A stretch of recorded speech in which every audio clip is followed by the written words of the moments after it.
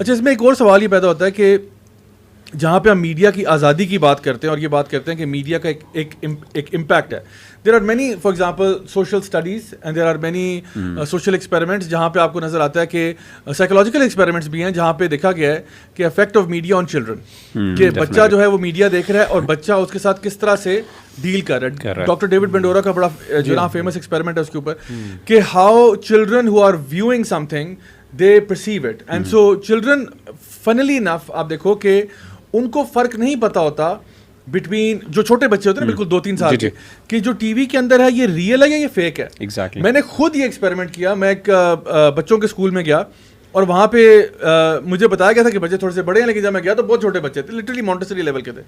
तो मैंने कहा अब इनको मैं क्या लेक्चर दूँ, तो फिर मैंने कहा चलो इनके साथ मैं गेम्स ही खेलता हूँ, इनको ना गेम्स में सिखाते हैं। तो मैंने अपने लैपटॉप के ऊपर एक पिक्चर दिखाई जिसमें there was a bucket of popcorns, and मैंने उनको ये कहा कि अच्छा बच्चों मुझे ये बताओ, अगर मैं इस लैपटॉप को इस तरह करके उल्टा कर दूं तो ये पॉपकॉर्न्स गिर जाएंगे या ऐसे ही में रहेंगे, ठीक है। अब आपको क्या लगता है बच्चों ने क्या जवाब दिया होगा? बच्चे यूनानिमस कंसेंसस के साथ कि गिर जाएगा, सब ने कहा गिर जाएगा। And they are looking at a screen and I told them कि मैं अगर इसको टिल्ट करूं तो क्या होगा, उन सब ने कहा गिर जाएगा। इसका क्या मतलब हुआ कि बच्चे जो हैं उनको नहीं पता कि बेटा बात सुनो, ये पिक्चर है, ये फेक है, ये रियल नहीं है, ठीक है।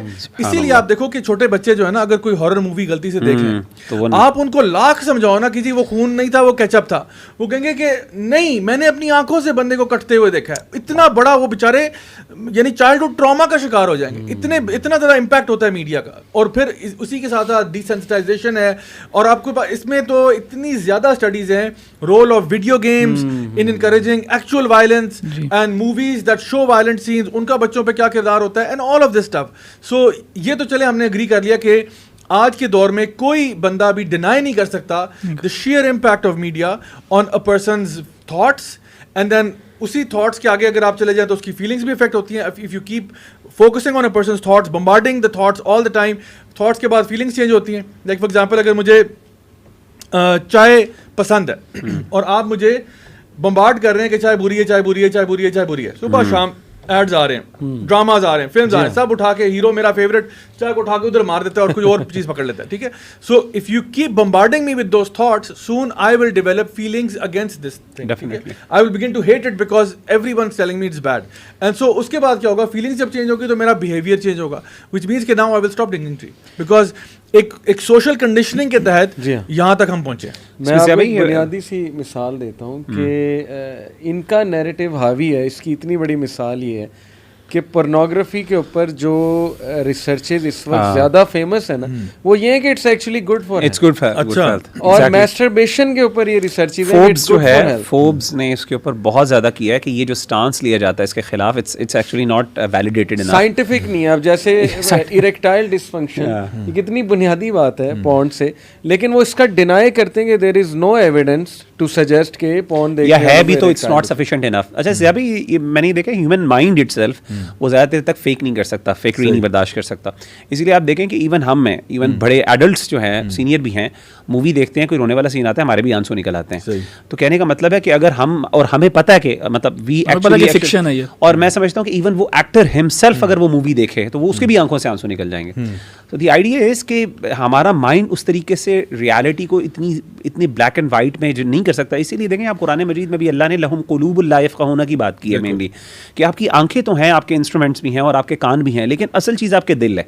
तो दिल के अंदर जाके ये चीज़ें फैसला होती हैं कि ये क्या चीज़ है। रियलिटी की जो है ना, उसको आप मटीरियलाइज आप उस तरीके से नहीं कर सकते जिस तरीके से हमें समझा जाता है कि जी हम इससे मुझे क्या फ़र्क पड़ रहा है। ये हो ही नहीं सकता, इम्पॉसिबल बात है। लेकिन जो भी चीज़ हम कंज्यूम करते हैं ना, whether it be through reading, through watching or through listening to something, उसका एक इफेक्ट तो होता है, कहीं ना कहीं तो जाके बैठता है। जितना ज़्यादा वो आप करोगे उस तरह उसका असर होगा आपके ऊपर। तो बेसिक हेल्थ साइकोलॉजी है ना, बिल्कुल, कि उसमें भी आप पढ़ लें, रिसर्चेज अवेलेबल हैं कि आपकी हेल्थ, मेंटल हेल्थ डैमेज होती है हैजर्डस चीज़ें देखने से या कंटेंट पढ़ने से। तो इसका बेसिक चीज़ों का इनकार होने लग गया। आप यहाँ से अंदाज़ा लगा लें हम कैसे टाइम्स में रह रहे हैं। डेफिनेटली। अच्छा, एक और एस्पेक्ट जो मैं शेयर करना चाहूँगा वही वाली बात कि एक इन्वायरमेंट ऐसा क्रिएट कर दिया गया है कि ये कॉमन सेंस वाली बातें भी कर नहीं सकते अब उसके अंदर। अब हमारे यहाँ भी ये चीज़ शुरू हो रही है कि जैसे आपको पता है इमरान खान ने जो अपनी स्टेटमेंट्स दी थी, उसको कहना कि यार इमरान खान ठीक कह रहा है किसी सेंस के अंदर, जब वो औरतों के कपड़ों के बारे में बात कर रहा था।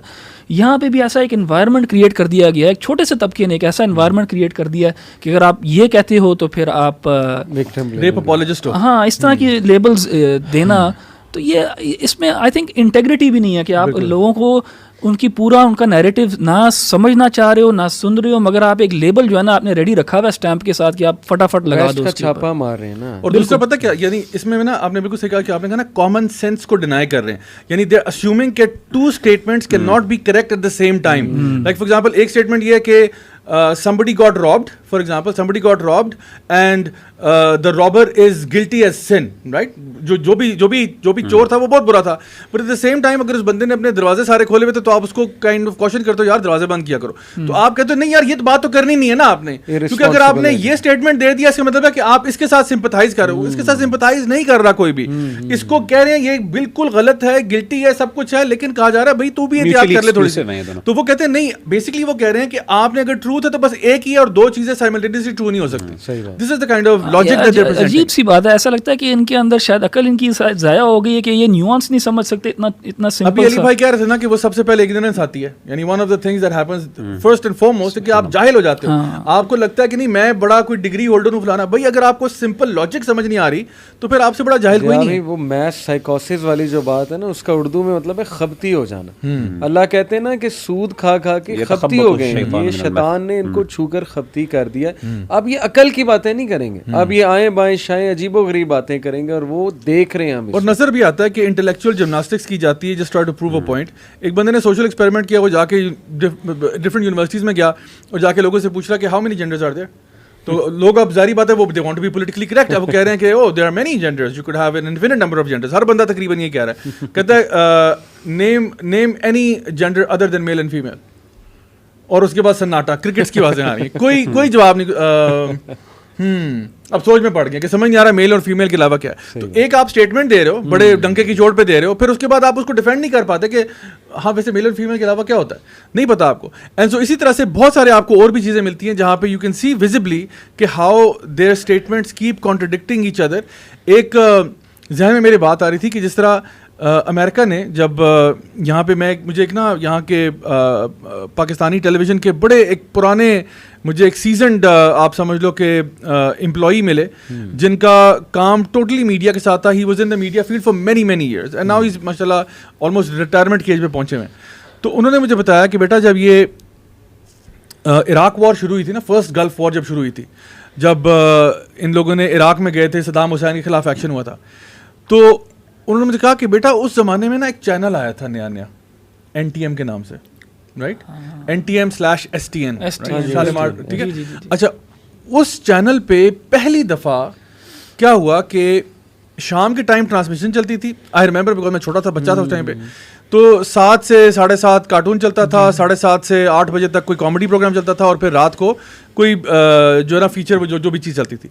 अच्छा, in the day time this channel would broadcast CNN, and in the night after 11 o'clock 12 o'clock it would broadcast BBC। और तो फिर ये कहाँ से, ये मतलब CNN कहाँ से आ गया, हालांकि पहले सिर्फ PTV था, और PTV आपको पता है कि वो स्टेट का पर्सपेक्टिव दे रहा होता है, ये CNN कहाँ से आ गया।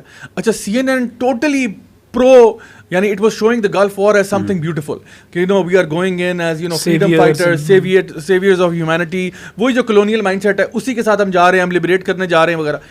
तो उनको था कि देखो, और वो भी पाकिस्तान के अंदर, कि वो पाकिस्तान में ना लोकल सेंटिमेंट को विन ओवर करना था। तो उन्होंने क्या किया कि इससे पहले इराक वॉर अभी इनिशिएट हो कुछ हो, पहले ही जरा ना ग्राउंड वर्क कर दो, इनको इतना CNN दिखाओ, एटलीस्ट इनकी अशराफिया को इतना CNN दिखाओ, इतना BBC दिखाओ कि उनको पता चले कि यार ये नैरेटिव है। Because we already talked about this कि जो मेन स्ट्रीम मीडिया है वो मीडिया एलीट होते हैं जो उसको कंट्रोल करते हैं, और अगर आप इसको फैक्ट चेक भी करना चाहें, यू विल फाइंड के 90% or 95% of world media is being run by maybe 5 organizations, not more than that। 5 दुनिया के इदारे हैं जो 90 से 95% जो है ना ओन करते हैं। भाई मेरा अगर बिजनेस है, मैं like 1/4 मीडिया ओन करता हूँ, तो सारे चैनल मेरे हैं।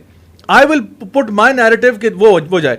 तो CNN हो, BBC हो, स्काई न्यूज़ हो, एक ही नैरेटिव है जो वो पुश करते जा रहे हैं और इस तरह से वो लोगों के थॉट्स एंड माइंड्स को जो ना मैनिपुलेट करते हैं और उन्होंने कोशिश की कि पाकिस्तान के अंदर ऐसी एक फिजा क्रिएट की जाए। सो इससे भी आपको पता चलता है एक first hand example of how media can affect your thoughts. और एक इंटरेस्टिंग बात है कि इतना क्लियर है कि मीडिया जिस इंस्टीट्यूट को हिट कर रहा है वो फैमिली है, लेकिन ये हमें क्यों नहीं नजर आ रहा। आप देखें हर अटैक आ जाके फैमिली लाइफ पे होगा, डिवोर्सेस के हवाले से। फेमिनिज्म की मूवमेंट देख लें जो फिफ्थ वेव फेमिनिज्म है, वो भी फैमिली, इवन होमोसेक्सुअलिटी भी फैमिली, होमोसेक्सुअलिटी फैमिली। फिर जेंडर प्रोनाउंस, वो भी बच्चों की तबाही है कि नहीं मैं 4 साल के बच्चे से पूछूंगा अगर वो इंटरेस्ट ले रहा है मेरा बेटा गर्ल के शूज़ में, इसका मतलब आई शुड आस्क हिम कि बेटा what do you feel inside. ये सब फैमिली की तबाही है, और फैमिली तबाह हो गई तो आपको पता है कि फिर कल्चर तबाह होता है। कल्चर तबाह, TSA का कहना था ना कि culture is transferred through family. जब आपका फैमिली इंस्टीट्यूशन ख़त्म हो जाता है तो फिर आपके पास आपके कल्चर ख़त्म हो जाता है। तो when there is no culture then obviously एक और कल्चर हमारे ऊपर इम्पोज किया जाएगा।